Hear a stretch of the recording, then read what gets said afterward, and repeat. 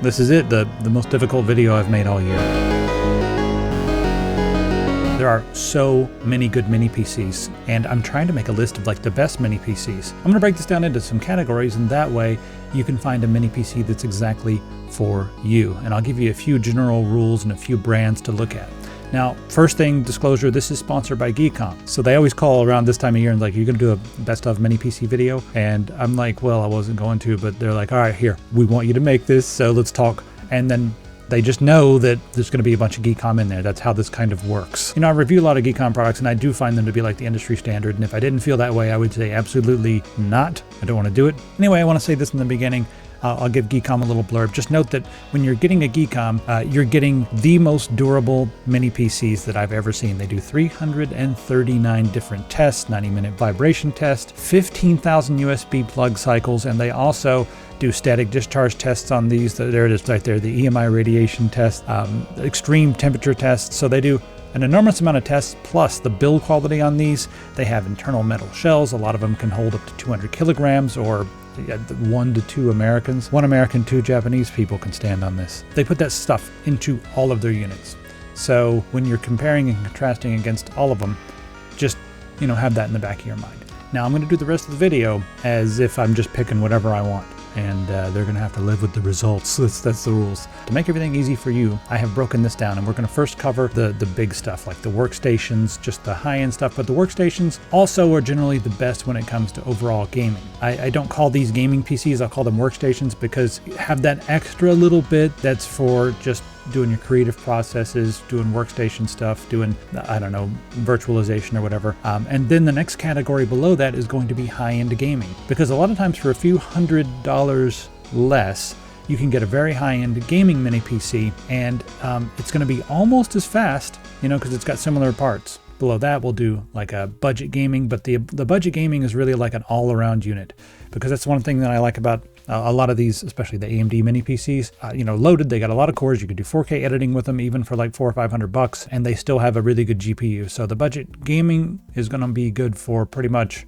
you know, high-end home use as well, streaming videos and just doing whatever you want. Below that, we have our general use, which is just kind of a step below the gaming. Maybe it's not quite as good at gaming. You can do indie gaming and stuff, but it's also for office web browsing, streaming 4K videos in your house, using it as a media center, casual stuff. The PC that you give to grandma, they always say that, you know, like, oh, this is a good one for grandma, but maybe a little high-end for grandma. So yeah. And then last but not least, we'll talk about some industrial applications for these units, and a few PCs at a couple different price points and performance marks video. Now, it's a weird time right now, because I normally recommend building your own PC, but the way things are going with the component market, if you want a PC right now, you're probably better off buying one of these mini PCs, because if you go and buy RAM for 5x the cost that it should be because of all the AI bros, or you try to buy a GPU, they're still a little bit too high, you're going to be spending a lot of money. These mini PCs have not quite been affected by the prices. Maybe a little bit, but not nearly as much. So anyway, let's jump into it and get down to business with the first crazy mini PC. Now, all the way at the top, there are a couple different units that are featuring this stupid, and I mean, when I say stupid, I mean ridiculous, as in crazy, as in good. This crazy Ryzen AI Max Plus 395, and you can get them in 96 or 128 gigabytes. I tested this one. It's huge. I mean, these are, in my opinion, too big to really be considered mini PCs. They're just ginormous machines. Geekom had one that they launched on Kickstarter, and it's a lot bigger than their regular mini PCs right there.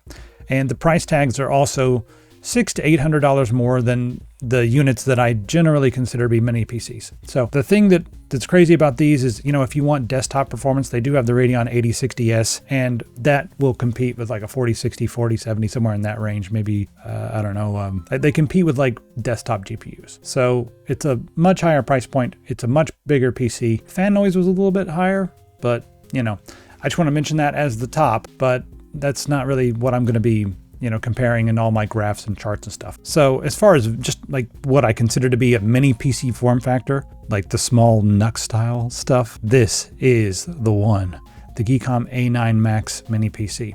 Now this has the Ryzen AI 9 HX370. These stupid AI names are always hard to say. Comes the Radeon 890M as well, so it is really fast as far as the GPU and the CPU goes. So here we go at the top. This is Valley, just checking out the FPS, and it's right up there at the top. We also have a couple others that are using the same CPU. The 3 on the top, then once you get down to the Ryzen 9, we'll get to all these in just a second, but they're all on the same chart. As you can see here with Valley all the way at the top, and then when you look at like the FPS usually in gaming, it's going to outpace some of these. Now, CPU benchmarks, it starts to get a little bit closer, as you can see right here.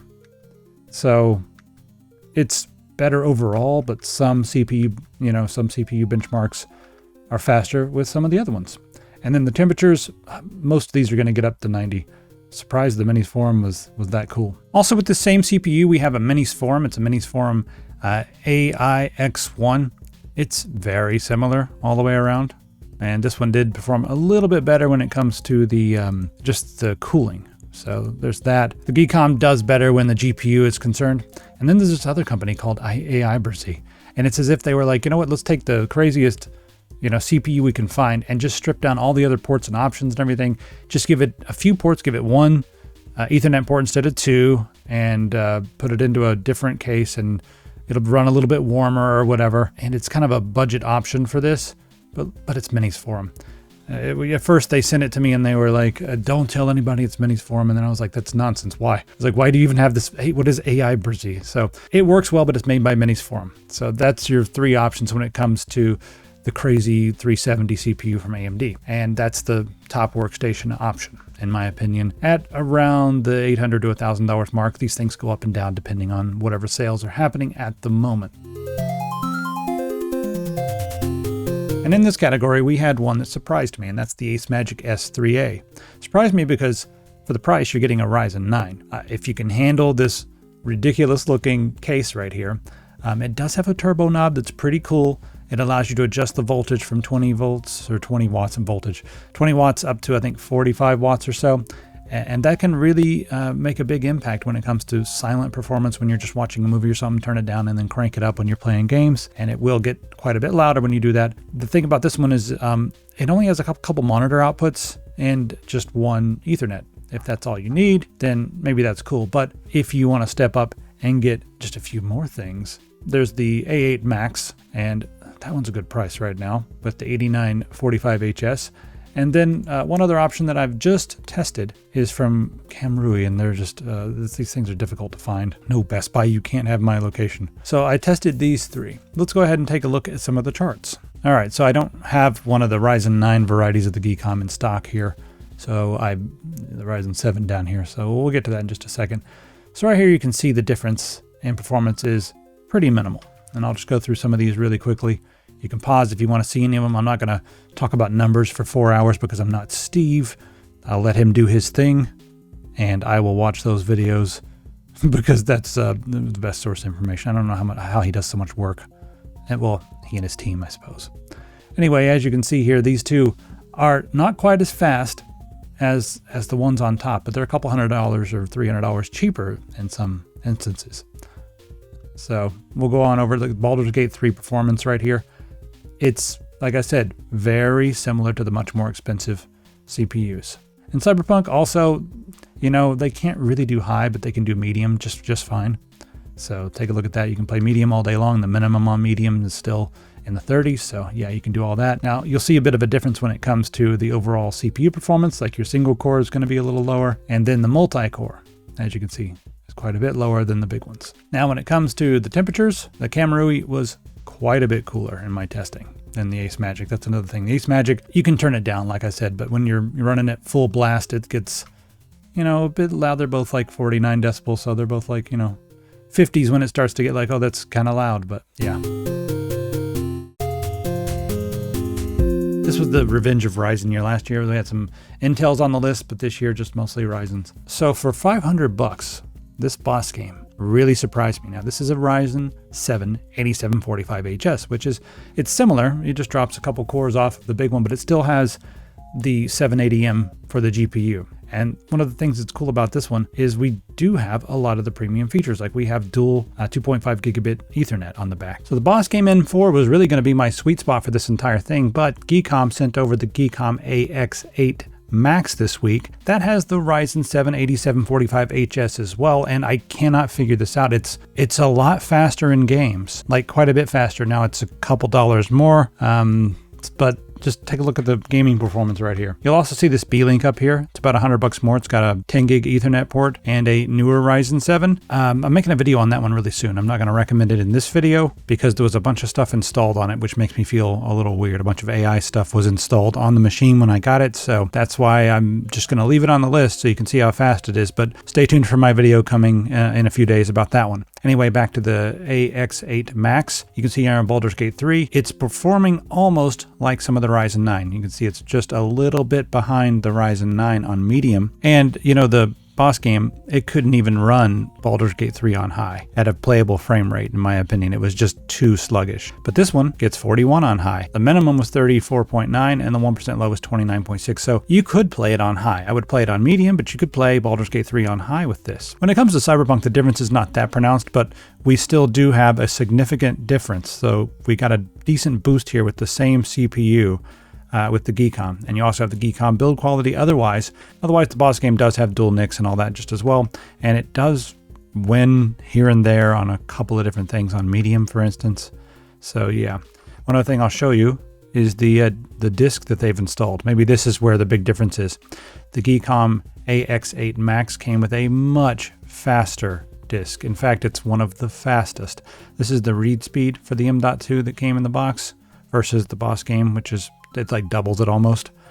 And then it does double it on the write speed. Oh, also, there's no such thing as a 7080M. It's a 780M. Ignore the zero there. Whoops. All right, for like $300 general use, this Paladin is really, really nice. It's got the 7735U, which also has a Radeon 680M. And, you know, the Radeon 680M is like a year older than the 780M, but similar, you know, in a lot of ways, not as crazy. And I'm comparing that Paladin to this one. This is the Minis Forum UM750L. Now, I did like this one when I tested it out. It's very similar, except the CPU is like one step lower. For the money, I feel like the Paladin is probably a better deal. So let's go ahead and take a look at some of the tests here, and you'll see them down here toward the bottom right there. We'll go through, we've got the Paladin, and I also threw in the Geekom because it's also really well made, but I'll save that one for the next category as well. So you can see our Valley scores here. This one, you know, it ranks higher than most of the others. Oh, look at the Minis Forum coming back. Didn't test it in most games, but it's the 680M, it can do, well, maybe not Baldur's Gate 3, but it can do Cyberpunk, but not on high or medium. It's more of a low, you know, Cyberpunk low type game. When it comes to Cinebench right here, single core is not as crazy, but the multi-core is pretty good. And then I'm just going to go through some of these Geekbench scores. And when it comes to the temperatures, Paladin, I feel like they need to do a little bit better job on some of their heating units, but 90's normal and fine for these. You can see there, that's one of the things. The price to performance ratio is kind of crazy with this one over here. So I feel like it's really good for just, you know, general use, light gaming, indie gaming, and all that kind of stuff. All right, next up, let's talk about industrial uses. And I feel like you kind of need to just go straight for the Geekom stuff if you're doing anything industrial, anything where you have an environment where you need a rugged computer, because these do have the internal shell. Let's see if they have a breakout picture of it all right here. I'm sure they do if I scroll down. There we go, right there. So this is how they put these together. They have an internal metal shell. I also like their 3D, what they call them, their 3D antennas. That's the antenna. That's how they spread it around. All this is sandwiched together, and it can withstand 200 kilograms of force. It's also really easy to unscrew the bottom and upgrade, make changes and everything under the hood. So I always just point straight to Geekom whenever anyone says they're doing anything industrial or anything that's going to be used in like an environment where, I don't know, stuff's happening. You know what I mean? You could even use these for POS terminals, and they have a couple different flavors, the N95 and the N100. The performance is almost identical between the two. A little bit of an edge to the N100. So it's all just dependent upon what your needs are. If you're just using these for like POS terminals, or if you're using them to do, I don't know, answering emails, maybe if you're on a warehouse or something and you're printing out shipping labels and stuff, these are totally fine for that. Now, all the cores on these, they're just the Intel efficiency cores, no big cores. So that means they're going to just barely sip the power. Another use case for these is like, some Linux stuff. Just install Linux and go. If you need a little bit more power, maybe you want to do some editing. This can do 4K editing. This is the Geekom A5 2025 edition, and it comes with the Ryzen 7430U. And the price, like I said, goes up, $359 right now. They've got all these deals going on. So many deals. How can you keep up? So the A5 2025 is still, it's built like a tank, but it has, more cores. It's got a GPU, so you can do stuff on this. I mean, you could do stuff on the, the N100. Did I mention that I actually was able to play Switch games on the N100? Anyway, that's just a few, not all of them, but it can do a lot of emulation. Anyway, the A5 2025, that one will let you do 4K video editing. That one will let you do some like AutoCAD work. I mean, it's a fast CPU. The one that I'm talking about right now, the Ryzen 5 7430U, it's got 6 cores, 12 threads, and I would recommend that one over the 8-core 16-thread 5825U. It's more efficient, it's a little bit faster, and generally performs better. The total, draw on this is like 15 watts. So yeah. Anyway, those are what I would recommend for like industrial purposes. But at this price point, if you're not really, if you don't really need graphics, you're not playing a lot of games, you just want a media center or something, you can use these and they'll work. They'll probably even overkill. This one's going to be overkill for media centers and stuff like that. If you're just using Plex or Jellyfin or something and you want a living room PC, they can play some indie games as well. Nothing crazy when it comes to the GPU, but yeah, these will do just fine. So that's pretty much my list for this year. Left out a couple categories that I did include last year, like not Workstation, but like Linux server. So we'll talk about that right now in the extra credit portion. But if that's all you need, you've got your information here. I'll give you one little clue here if you're still like confused. The company I turn to first is generally Geekom for the build quality, component quality, the large tantalum capacitors and everything. I don't think I even mentioned that by every USB port, they put a large capacitor to make sure that the energy delivery is constant and thorough. And thorough? Yeah, sure, it's thorough. I don't know. Anyway, I generally turn to them first. Minis Forum makes a lot of really interesting stuff. I found some of their stuff to be hit and miss, but that's because they experiment, and I think we need them in the space to do the weird stuff. And then this year, half impressed by all the other companies out there. So yeah, we'll leave it at that. Now let's talk about, that's it. You can leave if you're not gonna listen to the extra credit, but I wanna talk about a couple bits of extra credit. Last year, I talked a lot about the Minis Forum MSA1, which is an Intel-based server. It's a little mini server. And I got this one. This is the MSA2, which is a massive upgrade over the other one because it has a Ryzen 9 9955HX, which is 16 cores, 32 threads, 5.4 gigahertz. There's a couple of issues here. Even though this is an upgrade in every way, they also fixed the U.2 implementation to make it much better for that. Minis Forum, I hope you're watching. There are two problems I have with this. Number one, it's too damn small. And number two, it is too damn small. This could be a little bit bigger. Make this 2 inches bigger, 3 inches bigger, put a bigger heatsink on there, a bigger fan on there, and give us more room for bigger U.2. Because I went and grabbed some industrial U.2 from Intel, put it in there, tried to put the lid back on, and it was like, nope. I don't even know where I can find a U.2 thin enough. It wants, like there's room for U.2, but you've got to get one that's so thin that who even makes one that thin? I don't even know. So the U.2 that I tried were too thick.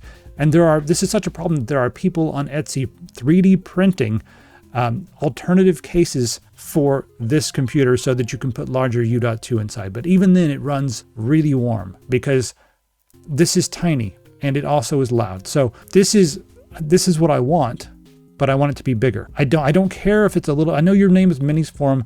Make this one Medium Forum, please, because it's going to go in my closet and it's going to be like the most powerful thing ever. All right, now having said all that, a lot of the stuff that I do could probably be accomplished with this Paladin W04, and I'm not going to recommend this one. I'm not doing it. I did a video on this recently, and it ran at over 100 degrees Celsius. I had to take it apart and replace the thermal paste myself to get it to a usable like 95 or 94 or 5 degrees, which is still way too hot in my opinion. However, I do think that something like this would be fine for a lot of people. If you're willing to go in and like replace the thermal paste or whatever, you know, if maybe you'll get a unit that doesn't have, mine had too much thermal paste. So it was like, you know, not making enough contact with the CPU. So it was overheating. But something like this, when you take the top off, it has 2 M.2 slots. It also has 2 ports on the back, 2 LAN ports. One's 2.5 and one is gigabit. Don't start thinking about OpenSense or pfSense. They're both Realtek. Sorry. So yeah, BSD people now, Realtek and BSD, they just fight in the yard like cats and dogs. They don't like each other. But if you're okay doing Proxmox or something, this could be just fine. And I think for what I'm doing right now with that really expensive minis for them, you know, I'm running like a couple of Debian headless servers. I'm running a Windows VM for Windows 10 LTSC that I'm using for some stuff. And then a Pi-hole I'm running, and then Portainer with, you know, 5 or 6 containers. I could probably run that on here, and it would feel maybe a little bit slower for 1/4 of the price or 1/5 of the price. So, but again, you know, I'm a little bit worried about that one because of how hot it got.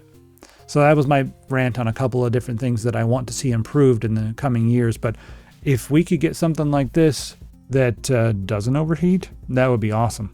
And 2 Intel NICs, please, because then we can use this for OpenSense or whatever. I know you could probably get OpenSense up and running inside Proxmox, but I like it on bare metal.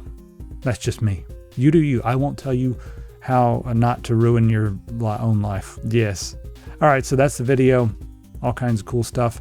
If you're curious about all these numbers and you're really nerdy about this stuff, tell you what I'll do. I got this link here. I'll share this. I even did some testing on the Geekom Air12 and put that on here, but you know, I didn't test much of the GPU stuff. It's not about the overall performance when it comes to that. But yeah, I've got all these tests here, and I even have last year's tests. As you can see, last year we had a couple of Intel units. Just two. So Geekom also asked me, like, why is there not as many Intel units? And I'll tell you right now why there's not as many Intel units on this list. And it's because for the same amount of money, you can generally get 90 to 115% of the CPU speed with an AMD plus 500% of the GPU speed. So that's really the difference. The Intel GPUs for the money just don't add up. When you get to the really high-end Intel stuff, yeah, it can be nice and fast when it comes to everything. But for like the mid-tier stuff, the GPUs are just not fast enough for it to make sense to me. And I know sometimes you're buying stuff just for processing power, but you know, you want to play a game, right? And if you had the ability to play a game and have all your processing power, wouldn't you rather have that? So that's why most of the stuff on this list is AMD. But the mini PCs, the GPUs are just faster, period. All right, that's it. Cheers, everybody. Don't forget to hail coffee. Merry things. Bye.